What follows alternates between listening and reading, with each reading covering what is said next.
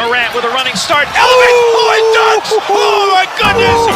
Tie game in overtime. Gasol will turn. His heat is gone. Memphis on top. 7 tenths remaining. Conley now a three. Count it. A 15-point lead for Memphis. And Blake Griffin gets into it on the floor with Randolph. Hard to tell if there are any punches being thrown under there, but Griffin took acceptance. Adams going long. Morant. He hit it. John Morant. Insanity. You gotta be kidding me. Welcome to Grits and Grinds, a Memphis Grizzlies podcast. My name is Keith Parrish. It is draft week, an exciting time in the NBA, and the fireworks have already started with the Suns going all in again. After they traded all their first-round picks for Kevin Durant, they have now traded Chris Paul and all their second-round picks for Bradley Beal and maybe some pick swaps. It didn't really take much, honestly, to get Bradley Beal. The Wizards just wanted off of his salary, and of course, Bradley Beal had this no-trade clause, so he could basically pick wherever he wanted to go. He didn't really want to go to the Heat. He preferred going to the Suns, and now another really good player is going from the Eastern Conference to the Western Conference, and the Suns are ignoring all the warnings in the new CBA about being a second apron tax team, and they now have a gigantic big three, Kevin Durant, Bradley Beal, and Devin Booker, and they're extremely top-heavy. They're going to be a luxury tax team for forever. They have no picks that they can trade, no first or second-round picks to trade, which is very odd. And we have a little bit of a shakeup in the balance of power. Like, how much better does it make the Suns? It's a question mark. They didn't necessarily give up much as far as draft assets and players because they were considering waiving Chris Paul. But now they're going to be a test case for, can you build a team with just four guys, Beal, Booker, Durant, and then DeAndre Ayton, and basically only have minimum salaries to slot in around there. It's very, very interesting. How does it affect the Grizzlies? It's another Western Conference power that has added a lot of talent. So do the Grizzlies have to keep up? Were the Suns much better than the Grizzlies this year? I'm not totally sure. Of course, the Grizzlies without Steven Adams and Brandon Clark, much different team. But anyways, draft week has kicked off with a bang, and there will be probably many, many more deals, and the Grizzlies could very well get involved with some of these deals. So on today's show, I'm going to look at some rumors around the Grizzlies. I'm going to identify a bunch of trade targets for the Grizzlies and look at some options for moving up in the draft. We talked about it on last week's show, one of last week's shows, about how the Grizzlies are reported to be interested in moving up in the draft. Finding the right trade partner might be a little bit tricky. We also identified some draft targets for the Grizzlies to look at in the most previous episode with Brian Schroeder. Please go check that out if you haven't already. But we all know, I think everyone knows, Hoops Hype reported it again, the Grizzlies are dangling multiple future picks to try to upgrade on the wing. We think they're still interested in OG Anunoby.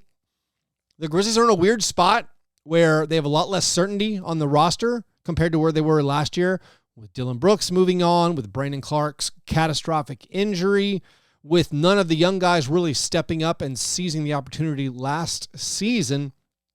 There's a lot of options where the team can go as they build around Ja Morant and Desmond Bane and Jaren Jackson Jr. And of course, Ja Morant has his 25-game suspension that he's going to deal with. But despite all that, I think most of us think that the Grizzlies are going to be aggressive in making a trade, and they are probably still likely to include Tyus Jones. Now, just as a reminder or a refresher, if you're confused why everyone is trying to trade Tyus Jones, especially with him probably being more needed for the 25 games when Ja Morant is out, it's basically, we don't care about the regular season anymore. This is all about the postseason.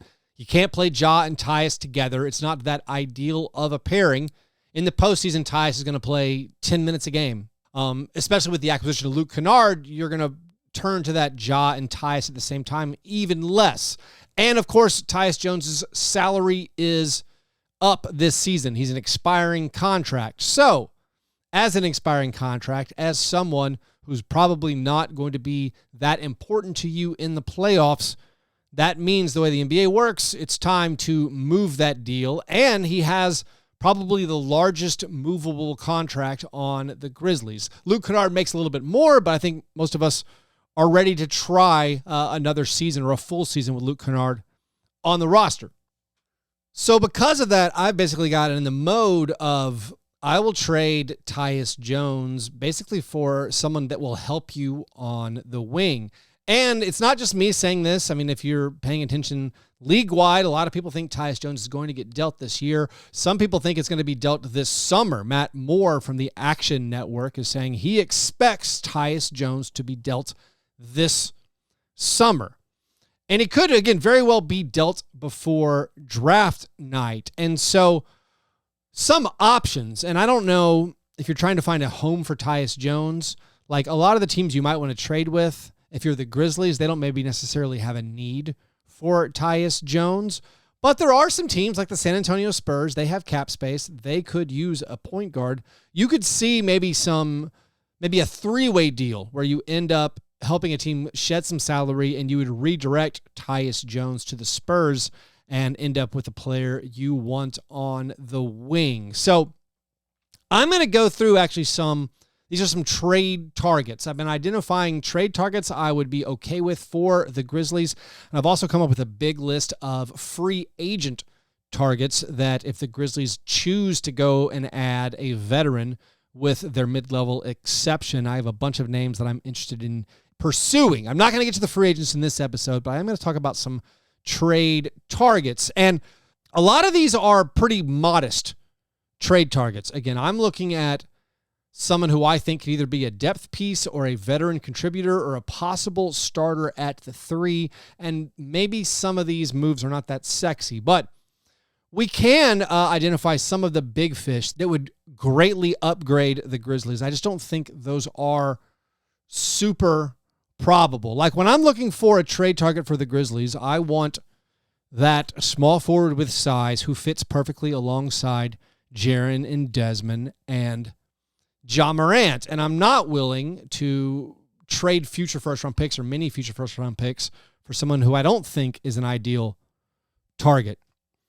And if I'm not getting an ideal target, I'm not looking to move guys who I think still have some potential. And that's the tricky part. This is where I'm okay. I'm comfortable with trading Tyus Jones. Again, like I spelled out, expiring contract and, maybe not going to be on the team in the future and doesn't fill a huge need for the Grizzlies as Ja Morant's backup, even if Ja Morant is suspended. Like, I don't still want to trade Zaire Williams.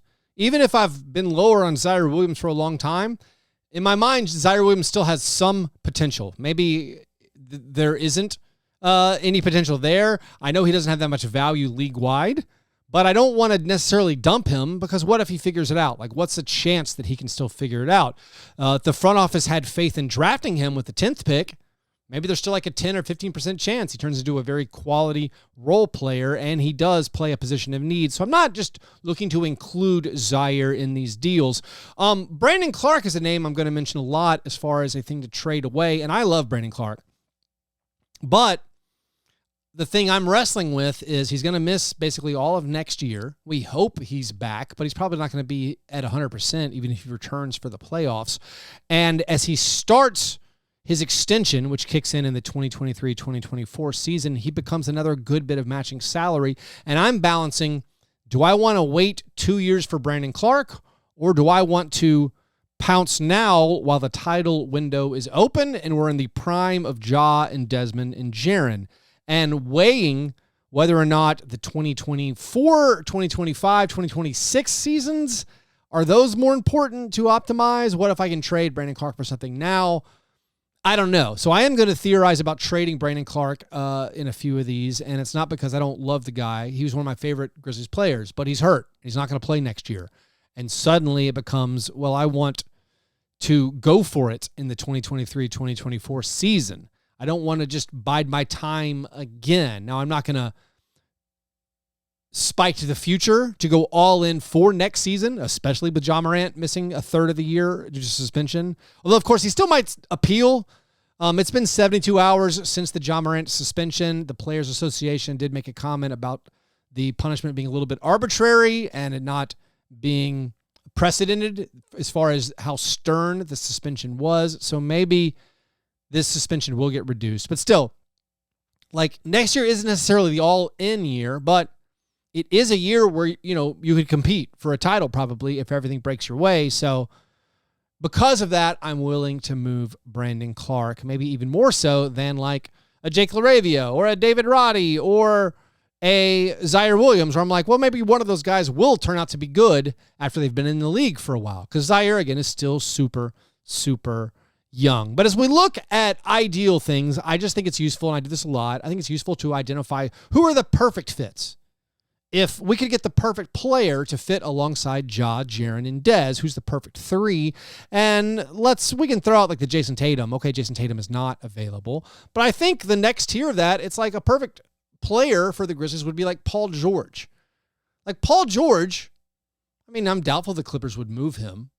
But Paul George is the prototypical wing with size who can score, who can create in the half court, who can defend. He's a great shooter. He would be awesome alongside the Grizzlies' current big three of Ja, Dez, and Jaren. Now, is Paul George available? Probably not. But if you're willing to offer multiple first-round picks for OG Anunoby, and I'm going to use this exercise for a couple of players, if that's like a standard 3 first-round picks for OG Anunoby or 4 first-round picks for Mikal Bridges, well, I want to find out, what about Paul George? Would the Clippers look to pivot, since they don't seem that close to a title? Would they pivot with 4 first-round picks for like a Paul George type? Now, there's many of you who are like, I don't want Paul George. He gets hurt too much. Playoff P, he's had bad playoff performances. To those people, I say are kind of weird. Paul George is awesome. He would be perfect alongside Ja and Desmond and Jaren. Now, the big problem would be salary matching. Like, to acquire Paul George, if, again, theoretically he were available, and this is probably a waste of time, this mental exercise, but you have to include Tyus Jones and Brandon Clark and either Luke Kennard or Steven Adams. Would you let, including Luke Kennard, stand in the way of you getting Paul George? No, I would not. But like, if the Grizzlies had Paul George and you kept your current starters, you're a way better super team with a way better fit than the Devin Booker, Kevin Durant, Bradley Beal Suns. That would be peak. But again, probably not likely or possible. Like, next perfect fit, small forward, maybe Jimmy Butler. Maybe you think Jimmy Butler's better than Paul George. I think I favor Paul George to the three-point shooting. But like, Jimmy Butler's not available. So then those two guys, then we get to like the Mikal Bridges level. Again, the Grizzlies reportedly offered 4 first-round picks for Mikal Bridges. I would do it again. I would do it every day. I love Mikal Bridges. He also has a great salary. Now, if Mikal Bridges, as has been reported, is not available, there's another kind of wild name out there that I would make the same offer for. I would offer the same 4 future first-round picks, I believe. I'd have to think about it hard, but I would offer this for Andrew Wiggins. Wiggins, similarly, probably untouchable for the Warriors, but Draymond Green opted out of his salary today on Monday, June 19th. The Warriors are going to have to deal, as they always do, with massive luxury tax payments. Perhaps the new CBA, it did not slow down the Suns, but it might slow down Joe Lacob and the Warriors ownership and be like, you know what? This second apron thing is really going to hurt us. And we don't want to be a super repeat tax team every single year with all the new punishments. We might need to find a way to save some money. And of course, their first options are going to be move Jordan Poole. Try to get Draymond to re-sign for a lower annual figure. They'll probably move on from Kuminga or maybe Moses Moody. They're going to look to cut costs other places. But if they would listen on an offer for 3 or 4 first-round picks for Andrew Wiggins, plus you can include, in this situation, do you have an interest in Jake LaRavia or Zaire Williams? Sure, we'll include those. Do you want David Roddy and Tyus Jones and you can wait for Brandon Clark? I would do it. Andrew Wiggins, much like Mikal Bridges, is a perfect dream fit alongside Ja, Jaren, and Desmond. He is a great defender. He would become our number one wing defender. He is a plus rebounder. He's a great offensive rebounder. He covers up that deficiency for our other players. He has a perfect contract. He is signed for the next 3 seasons at a below market value rate. That would lock in Ja and then Desmond once he signs his extension. You'd have Ja, Desmond, Andrew Wiggins, and Jaren Jackson Jr. all together for the next 3 seasons. I think I would give away basically every draft pick for that scenario. It's not maybe typically what you think of as far as an all-in deal for maybe a guy who's not a shoe-in all-star, but the way it fits together ideally, the way it's a similar contract to Mikal Bridges and it's very, very relatively low, and you have him locked up for a long time, that would be something I'm very interested in. Like, again, when we go to the OG Anunoby standard, if we're saying we would offer 3 first-round picks for OG Anunoby, well, I would offer much more for Andrew Wiggins. Andrew Wiggins is a better fit than OG Anunoby. Anunoby's younger, but his contract is going to be up in a year. Anunoby cannot create off the dribble. He is not a good one-on-one scorer. Not that Andrew Wiggins is an ideal one-on-one scorer, but he can score one-on-one. On the Grizzlies, though, he'd be basically a 3rd or 4th option along with Jaren. OG's an okay catch-and-shoot guy when you compare it to like Dylan Brooks, but he's not a good get-your-own-shot guy. He's not a good creator, not a good passer. He is, in fact, a good defender. But like Wiggins, much better to me than OG Anunoby. So that's very intriguing to me. Like the OG Anunoby talk is still out there. Hoops Hype saying where the Grizzlies would offer multiple first-rounders for a wing. They included this in Anunoby talk, although they didn't specifically source that the Grizzlies had again offered the same picks for OG Anunoby. Some people are connecting the dots for the Raptors and their hiring of Darko Rakovic and saying, hey, that's a developmental coach. I don't know if that's correct or right, but that's what most people say about him. And does that signal the Raptors might be willing to trade some guys? So if we've moved on from the dream fits, for me, dream fit is Andrew Wiggins or Mikal Bridges. The secondary dream would be like OG Anunoby, although I hesitate using dream there. It'd be exciting. It'd be fun. I don't know if it's a perfect fit. Also, I would try to figure out if the Raptors are moving into more of a rebuild phase and they have OG and Scotty Barnes and Pascal Siakam, you would assume they're keeping Scotty, who's on the rookie deal. I'd figure out what the Pascal Siakam price was. Pascal is a power forward and can even play some 5. The 4-5 option of Jaren and Pascal Siakam together, I love that. I adore that. Also with the question marks around Steven Adams, and as I focus on more or less sexy trade targets, I'm going to focus on some centers. I don't know how much of Steven Adams we can depend on, and as he gets up in years, even if he is fully healthy from his knee issue this coming season, is he going to be the guy 2 years from now or 3 years from now? I doubt it. I'm looking at reloading at center. So Pascal Siakam would be a name that I would also willingly trade many future first-round picks if that were the option. His contract, of course, is tougher to salary match. OG is appealing because you only have to match $18 million or even less. You can get him basically for like Tyus Jones and not much else. And so that's why he's more appealing. But beyond that, those are like the big swings. There are a lot of guys who I don't know if they would cost you that much in future draft assets that I think the Grizzlies would pursue. I've got a list of about 20-something names where I would not mind if the Grizzlies acquired these players. Now, some of them are going to be backups if the Grizzlies got them, and some of them are going to be guys you're probably not that excited about, but I think they could benefit the Grizzlies if they were able to make a move and bring them in. I don't think they would cost you very much. Many of these things are, you could either just trade Tyus Jones straight up for.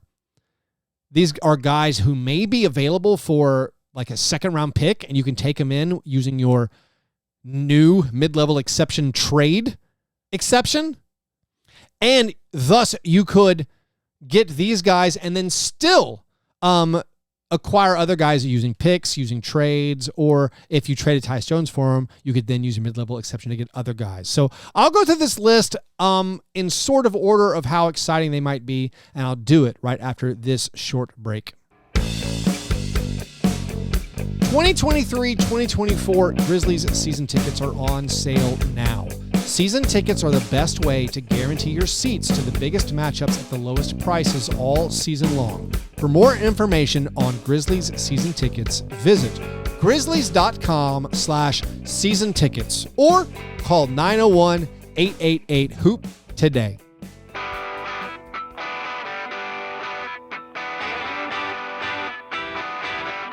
All right, in the circumstance that the Grizzlies aren't able to send out a ton of future first-round picks for a dream like Andrew Wiggins or Mikal Bridges option, or if the pursuit of OG Anunoby flames out again, if we aren't able to pull off a sign-and-trade for restricted free agent Cam Johnson, there are some other options that I think we should consider, and I'm not sure what the price would be on all these guys, but I think they make sense. And some of them are related to trade up in the draft options. And the first one that everyone circles is Dorian Finney-Smith and or Royce O'Neal from the Brooklyn Nets. A lot has been made about the Nets having so much money tied up in small forwards, and it's legit. They're going to have Mikal Bridges and Cam Johnson and Dorian Finney-Smith and Royce O'Neal and Joe Harris. Can't play all those guys. Those guys make a lot of money combined. You can include Joe Harris in this, although I don't think he's a perfect fit for the Grizzlies. Like, if you want Joe Harris, you can have Joe Harris, I bet. Tyus Jones for Joe Harris straight up, you could call it in. And I might honestly be okay with it, even though Joe Harris's appeal has greatly diminished. I think, frankly, in that deal, you would expect second-round picks back from the Nets. So, like, Joe Harris, technically on my list, I have him around 13th among wings I'm interested in. So he's not a high priority, but it is somebody who can play. And again, I'm going to use the bar. Is he better than David Roddy? Yes, I think so. Is he better than John Conchar? Yes, I think so.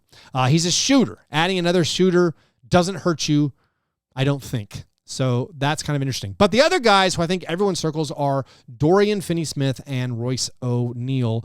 And I do think a trade of Tyus Jones for Dorian Finney-Smith makes a lot of sense. I think it helps out the Nets as they look for a ball handler. They're probably moving on from Seth Curry.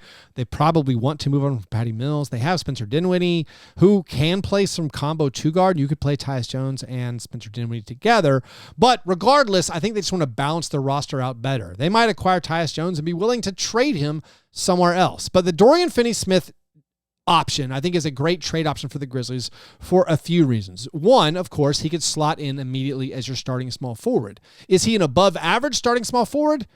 No, I don't think so. Does he struggle to make threes? Yes, in fact, he does. There are concerning things about Dorian Finney-Smith. He shot terribly when he was on the Brooklyn Nets. He shot better when he was on the Dallas Mavericks. Now, Luka Doncic commands a lot of attention, creates a lot of great open looks. In that situation, he made more threes. Would he get the same opportunities and looks on the Grizzlies? I think you would hope so. Hopefully, Ja Morant would command that much attention as a fourth or fifth scorer on the court at any one time. Yeah, Dorian Finney-Smith could do it. But the reason I think it's a great fit is he can slot in as your starting small forward. He's better than all those other small forwards you already have. He can guard the opposing team's normally best wing option. He fits in. He's not a high usage guy. He fits in. He understands his role as I'm a 3-and-D guy. I'm the fifth option or the fourth option. He can shoot all right. You have to guard him. Also, he's under contract for several years. For all of those reasons, I think a lot of people have highlighted the Nets and getting Dorian Finney-Smith as maybe a priority for the Grizzlies. Now, another reason you could trade with the Nets is you might want to move up in the draft a few spots. The Nets have the 21st and 22nd pick. I could imagine Tyus Jones in the 25th pick for Dorian Finney-Smith in the 21st pick making a lot of sense. Maybe the Grizzlies have to attach extra second-round picks in that. That makes sense to me. If you want to include a future player, one of your young players is what I mean to say, like a Zaire Williams, well, then you could take back probably Patty Mills, who they want to get rid of. If you included the 25th pick, Zaire Williams and Tyus Jones, that might be too expensive, too pricey for you, but you could probably get back Patty Mills, who I don't know if you want to have, but you can get back Patty Mills and Dorian Finney-Smith and the 21st or 22nd pick. That's an interesting trade to me. It's something you'd certainly consider. Again, the positional need for the Grizzlies supersedes almost everything I think about in trades. I don't care if the player I'm getting back is worse than Tyus Jones. You might say in a vacuum Dorian Finney-Smith is worse than Tyus Jones. I'm not sure the right answer there.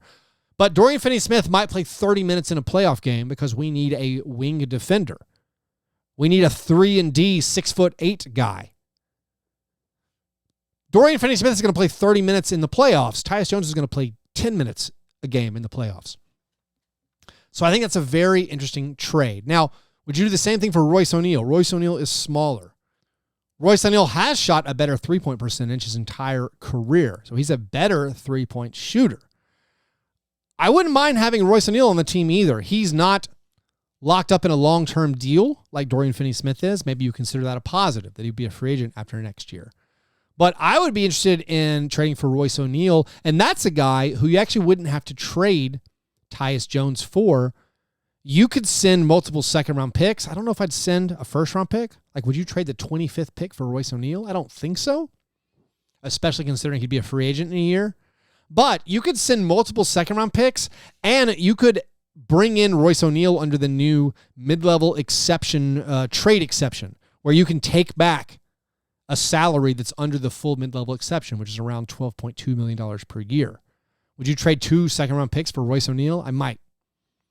That would fill up your roster. We would still need to get rid of some players to clear up roster space because we do have 14 guys under contract, and if you keep your first-round pick this year, that's 15.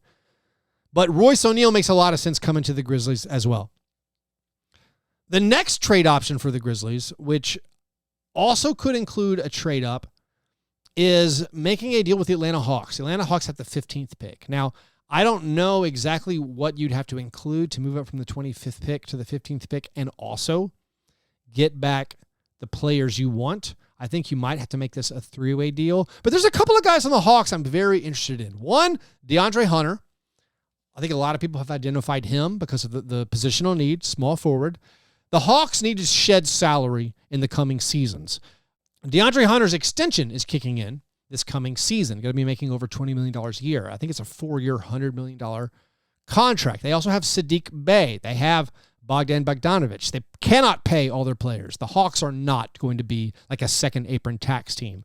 So because of the cost issues with the Hawks, you might be able to get some of their players like DeAndre Hunter off the team. Now, the Hawks keep saying they want to trade John Collins, which makes sense because they don't have a need for him, and they're looking to cut costs.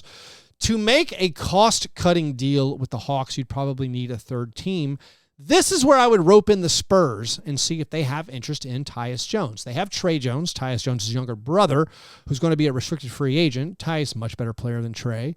They might be willing to even give you a second-round pick or two to take in Tyus Jones, and you wouldn't have to send the Spurs a player or take back a Spurs player because the Spurs have a ton of cap space. So you could, theoretically, send Tyus Jones to the Spurs. This is going to be a three-way deal with the Hawks and the Spurs. You could send Tyus Jones to the Spurs, and the Spurs would be like, yeah, we'd love to have Tyus Jones for a second-round pick. What a deal.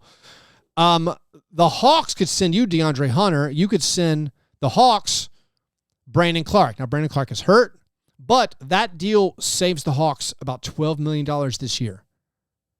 It's a massive savings on their salary cap, and the Hawks could be like, we can be patient and wait for Brandon Clark to heal this season, and then we'll have him for next season. Would they move DeAndre Hunter just to do that? I don't know.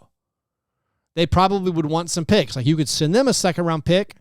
Maybe the Spurs' second-round pick goes to them. Like, would the Hawks trade DeAndre Hunter for Brandon Clark and 2 second-round picks just to cut costs? I don't know. With John Collins on the team, it's not a perfect ideal thing. I think it's interesting to think about trading for John Collins. Now, we already have Steven Adams as a starter at the 5, but there are the health questions. Jaren and John Collins together is intriguing to me.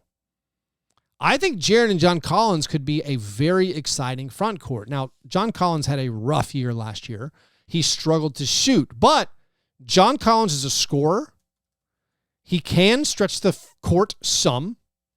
He doesn't have to be paint bound, but he's a lob finisher, which is something I think the Grizzlies desperately need. I think the Jaren and John Collins front court idea is very, very intriguing. If the cost were low, like if the cost were, hey, we'll send out Tyus Jones and Brandon Clark and a couple of second-round picks. If that brings back John Collins, I am intrigued by that idea. I really am. Like, this is a guy who a few seasons ago averaged 22 points and 10 rebounds per game. His numbers have gone down and down as he's paired up with Clint Capella in the front court, but I do think a Jaren and John Collins front court pairing would make a lot of sense. If Steven Adams is totally healthy, would John Collins be willing to take a sixth-man role? Probably not. I don't know if that's ideal. Would Steven Adams be willing to take a sixth-man role? Yeah, I think so. Ultimate professional. That would be interesting to me because, again, I'm not attaching first-round picks for this deal to happen. Maybe if you attach your 25th pick, could you move all the way up to the 15th? So that's where, again, maybe trading up with the Hawks doesn't make a lot of sense. Like, I don't think they're looking to straight salary dump DeAndre Hunter or John Collins. But if you attach players they're interested in, would they want Tyus Jones to be a backup of Trae Young? Maybe, but maybe they could relocate him somewhere else for the tax savings. That's why I mentioned the Spurs. Would they want to invest in a Brandon Clark? Are they interested in any of the Grizzlies' young players? If you traded them Zaire Williams or if you traded them Jake LaRavia, is that now something where you could say, all right, Tyus Jones to the Spurs, Brandon Clark and Zaire to the Hawks, and then John Collins or DeAndre Hunter back to the Grizzlies? Or if we're including the 25th pick going to the Hawks, then I don't think that's enough to move up to the 15th. But the Hawks are an interesting team just because they have a player the Grizzlies could use in DeAndre Hunter. They have a player that I think is interesting if you're concerned about Steven Adams' health in John Collins. And maybe that would be a trade partner for the Grizzlies. But all of those, probably too optimistic and starry-eyed for the Grizzlies. I don't know if they're perfect trade options. Now, there are a couple of guys on the Detroit Pistons that I think are reasonable trade targets to make. One of them is a guy I talked about a lot over the years. It's Bojan Bogdanovic. Can he guard other small forwards? Lord, no. But he's an unbelievable shooter and an unbelievable scorer, and I'd be fine with having him play some minutes at the three, but still having him as a 20-point per game scorer or a guy who can get you 20 points and make an unbelievable amount of three-pointers. I'm intrigued. And the problem here, again, is the matching salary you might want to use is Tyus Jones. The Pistons have no need for Tyus Jones. Could you do a similar third-team situation where you move Tyus Jones to, I don't know who, to the Nets or the Spurs or the Magic or the Bulls, a team that maybe wants Tyus Jones? And could you get Bojan Bogdanovic for the 25th pick? I would be interested in that. I would be calling the Pistons and saying, like, hey, can I have Bojan for the 25th pick? I mean, Bojan is super old. He is not the perfect fit at the three. But I will take a guy who can score like Bojan can and can shoot like Bojan can, who can create his own shot. He'll be a great floor spacer. I'd be super intrigued if Tyus Jones in a first-round pick or some other salary matching you can come up with, if a first-round pick is enough for Bojan. Like, Bojan didn't even command that much on the trade market last summer. So I feel like he would be super available. There's another guy on the Pistons who actually might end up being an unrestricted free agent and someone I talk about in the unrestricted free agent show, but Alec Burks is a guy who is good. Just flat. He's a two guard, can handle the ball some. If you move on from Tyus Jones, he can, help you out with that point guard by committee off the bench if it's like him and Luke Kennard and whoever else. Alec Burks is pretty good. His salary, if guaranteed for the next season, is $10 million. You could get him maybe for a second-round pick. They might just guarantee his deal to trade it to you for a second-round pick, and you could take him in with that MLE trade exception. Like, I would do that. He's a guy who can score in the half court. It's not ideal having him and Ja and Luke Kennard, but, it doesn't cost you very much. I would be interested in Alec Burks. Now, another guy I'd be sort of interested in who I think might be slightly overrated, so I don't know what the cost would be, is Keldon Johnson of the Spurs. Keldon Johnson, his salary is a little bit more. You'd have to include Tyus Jones and something else, I believe, to bring him in. Keldon Johnson averaged 22 points per game last year, but not great efficiency. He did not shoot the three ball very well. He's not a very good defender, I don't think. And is he an upgrade on the wing over what you have? Yeah, certainly. Could he fit alongside Ja, Desmond, and Jaren as a small forward? Yes, I think so. It'd be intriguing and interesting. Why would the Spurs trade him? Well, I think they like Devin Vassell pretty well. They might be soft tanking again, even with getting Victor Wembanyama. They have Jeremy Sohan. They have a lot of small guards. Maybe he's available if you attached a first-round pick to get him, or a first and a couple of seconds. Maybe this is something where they would value Tyus Jones enough, where Tyus Jones plus a first and something else could get you Keldon Johnson, and that fits a more pressing team need for you. And the Spurs think in their rebuild, even with Wembanyama, they pocket another future first. That's valuable to them. I think it's interesting and intriguing, and it's certainly something I would think about. Other players. Now, I know some people have talked about Alex Caruso.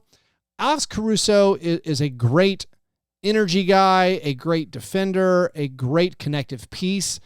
I don't see the fit that well for the Grizzlies enough to probably give up a first-round pick for him, but that is certainly out there. Now, here's a handful of other names. Every other name I'm going to list right now would not cost you a first-round pick in my mind, and some of them might not cost you any picks whatsoever, but I do think they're worth talking about. One of the most interesting ones, and I took some heat on Twitter for this, one of the most interesting trade targets you could have this offseason would be Gordon Hayward. Gordon Hayward is old and gets hurt constantly. Gordon Hayward, though, when healthy, very effective player. He fits very well alongside the players the Grizzlies already have. I think it's possible you could work out a multi-team trade where you basically get Gordon Hayward for free. Now, what would it cost you to get Gordon Hayward? I think one of the problems here is for your salary matching, the Hornets don't need Tyus. And maybe the Spurs have no interest in Tyus Jones, but I keep using them as an example of a team with cap space that seems to need a point guard. Like, if you sent Tyus Jones to the Spurs and you use your matching salary as Tyus Jones and Brandon Clark, maybe the Hornets would just take the cap space savings and the trade exception it would generate for an imbalanced trade. Like, if you sent Brandon Clark to the Hornets for Gordon Hayward, what's the downside for the Grizzlies? The downside is, well, Gordon Hayward could be hurt and be useless to you. All right, if Gordon Hayward's hurt, what did it cost you as far as playoff minutes next year? Brandon Clark's probably not playing. Tyus Jones was your backup point guard playing 10 minutes a game. It costs you almost nothing unless, you think losing Brandon Clark's vibes are a big deal. And they might be. I'd like to reiterate, I love Brandon Clark, and I felt no joy since he got injured. But if Gordon Hayward is healthy, that's a massive win. Like, what are the odds of that? I don't know, maybe 40% or lower? Like, at the end of the year last year, Gordon Hayward played 27 straight games for the Hornets, including back-to-backs. Why is he playing back-to-backs? I have no idea. He averaged 16, 4, and 4 on 51% shooting over that 27-game stretch. He's a great scorer. He's a creator. He's a smart player. I think he would fit perfectly for the Grizzlies on the court.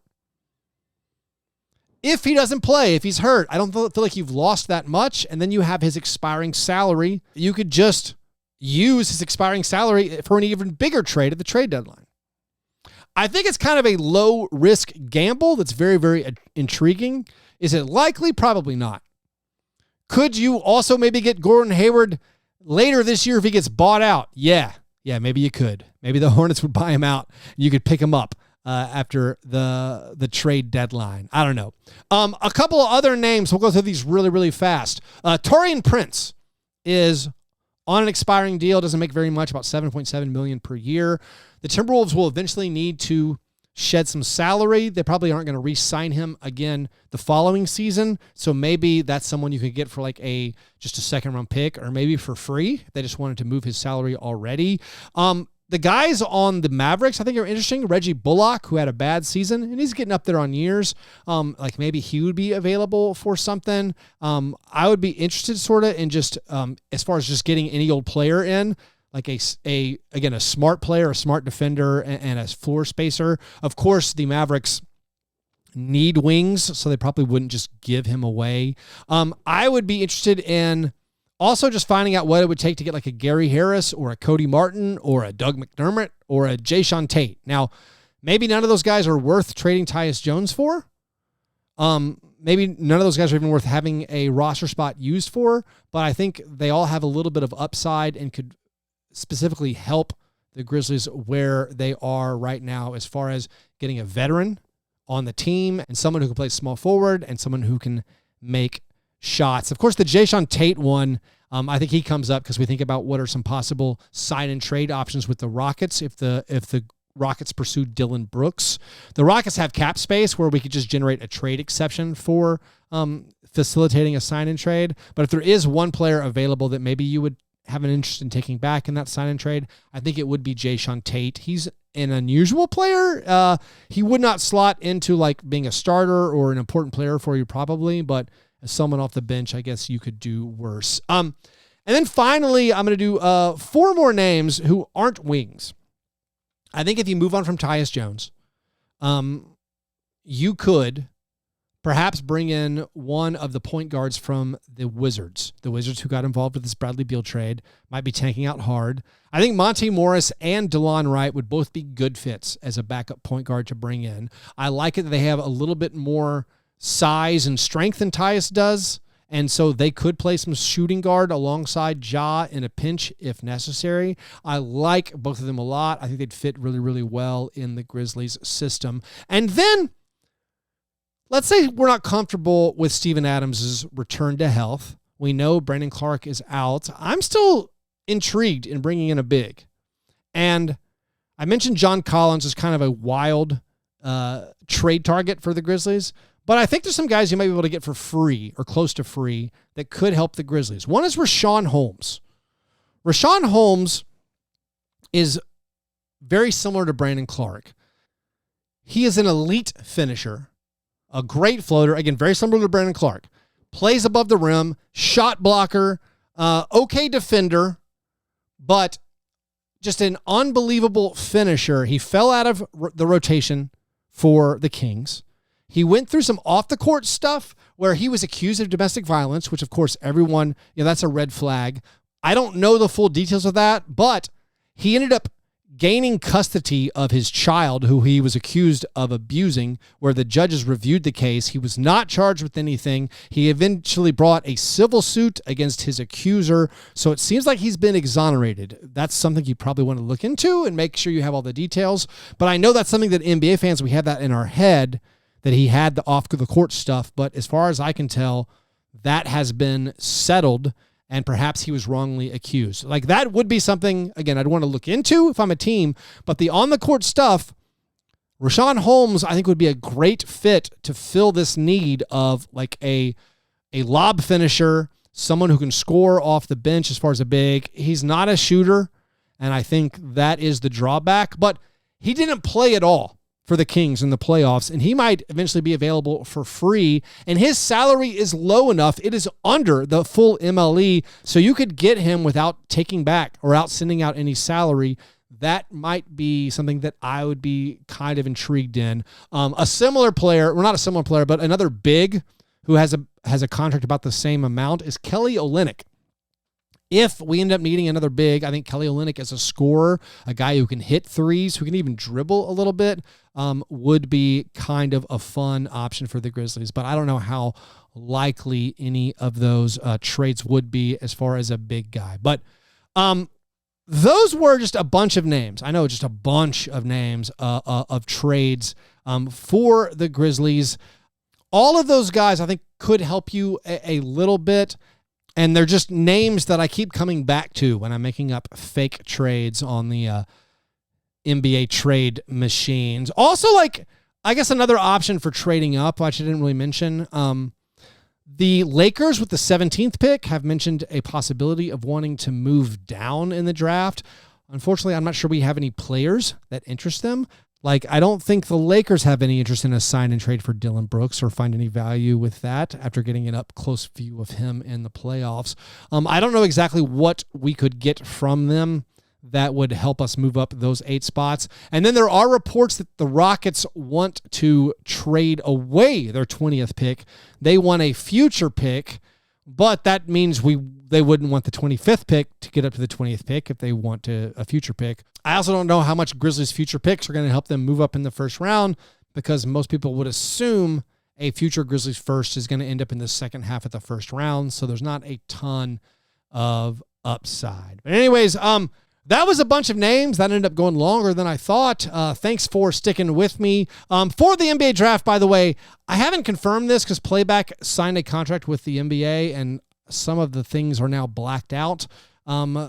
I think the draft will be available on Playback, and you can join me and watch the draft over at playback.tv/fastbreakbreakfast, but that might not actually occur. We might just do it as a chat in there because it might be blacked out, but keep your eyes and ears peeled for announcements about that. And also, I'll be back later this week with some more draft talk. So thanks for listening. If you have not yet subscribed to the Grits and Grinds YouTube channel, please do that.